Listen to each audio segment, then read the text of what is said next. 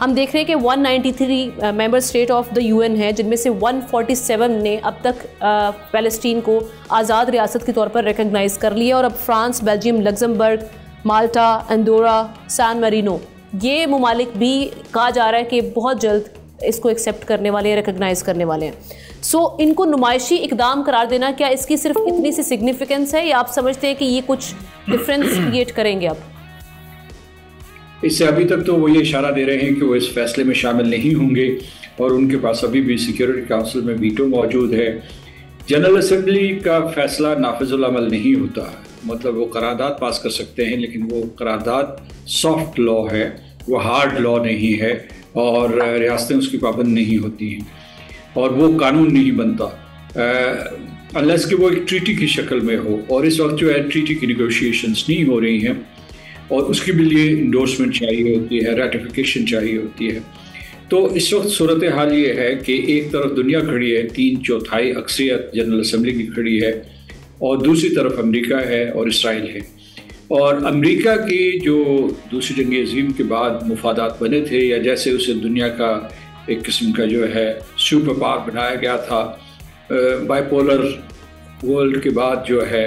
اس کے بعد امریکہ کے پاس جو ہے ایک جو سب سے بڑی طاقت بن گئی تھی، تو اس نے اسرائیل کو ہمیشہ تحفظ دیا ہے، وہ اسے جاری رکھنا چاہتا ہے۔ ابھی جو اکتوبر 2023 سے اب تک بائیڈن ایڈمنسٹریشن ہو یا ٹرمپ ایڈمنسٹریشن، انہوں نے بھرپور حمایت کی ہے، اسلحہ دیا ہے ان کو، اس کے علاوہ ان کے موقف کی تائید کی ہے، وہ بائیڈن ایڈمنسٹریشن ٹرمپ ایڈمنسٹریشن ہو۔ تو اس وجہ سے لگتا نہیں کہ کوئی کسی قسم کی کوئی لچک آئے گی، اور اس کی وجہ ہے لمبی وجوہات ہیں جن میں میں جانا نہیں چاہتا، لیکن یہ جو ہے حتمی لکیر ہے اس کے لیے، امریکہ کے لیے۔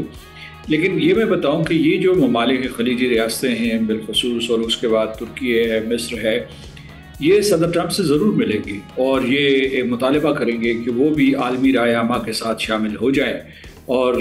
اقوام متحدہ کی اکثریت کا ساتھ دیں، کیونکہ یہ آواز صرف جو ہے حکومتوں کی نہیں ہے، یہ عوام الناس کی ہے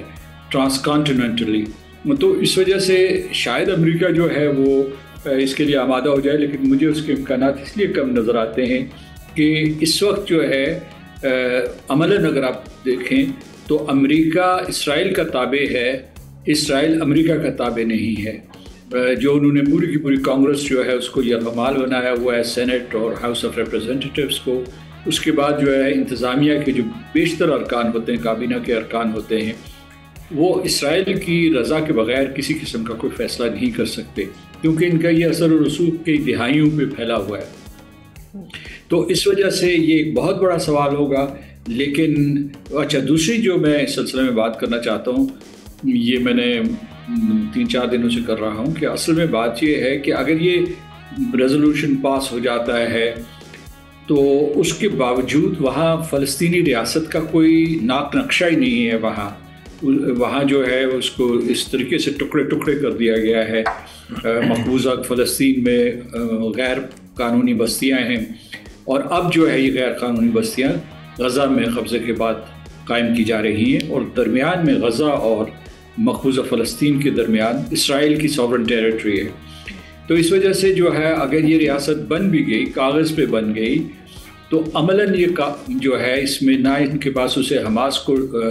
غیر مسلح کر رہے ہیں، جس کا مطلب یہ ہے کہ حماس کے پاس بھی فوج نہیں ہوگی، فلسطین کے پاس بھی نہیں ہوگی، یعنی جو مقبوضہ فلسطین ہے اس کے پاس بھی نہیں ہوگی۔ تو اس کی گورننس کیسے قائم ہوگی، ان کی فوج کیسے بنائی جائے گی تاکہ وہ ایک ساورن، انڈیپینڈنٹ اور کنٹیگوس اسٹیٹ بنے، کنٹیگوس جغرافیائی سینس میں متصل، کہ اس کی سرحدیں متصل ہوں، وہ ایک باڈی ہو، وہ ایسے ٹکڑوں میں نہ بٹی ہوئی ہو۔ کیونکہ اسرائیل جو ہے وہ ہر روز جو ہے 50 سے 100 لوگوں کو مار رہا ہے، ان کی بڑی بڑی عمارتیں غزہ میں گرا دی ہیں، اور یہاں بھی جو ہے مقبوضہ فلسطین میں غیر قانونی آباد کاری کا سلسلہ جاری ہے۔ تو یہ کچھ چیلنجز بین الاقوامی برادری کو درپیش ہیں، اس میں یہ پاکستان کو بھی ہے۔ پاکستان اپنے اصولی موقف پہ ڈٹا رہا ہے اور ڈٹا رہے گا، اور یہ ہم نے قائد اعظم کے حکم کی بھی تعمیل کی ہے، اور ہماری جو اسٹریٹجک ریڈنگ تھی وہ بھی یہی کہتی تھی کہ اہل فلسطین کے ساتھ کھڑے رہو۔ सब्सक्राइब करें और बेल दबाएं ताकि कोई खबर रह न जाए।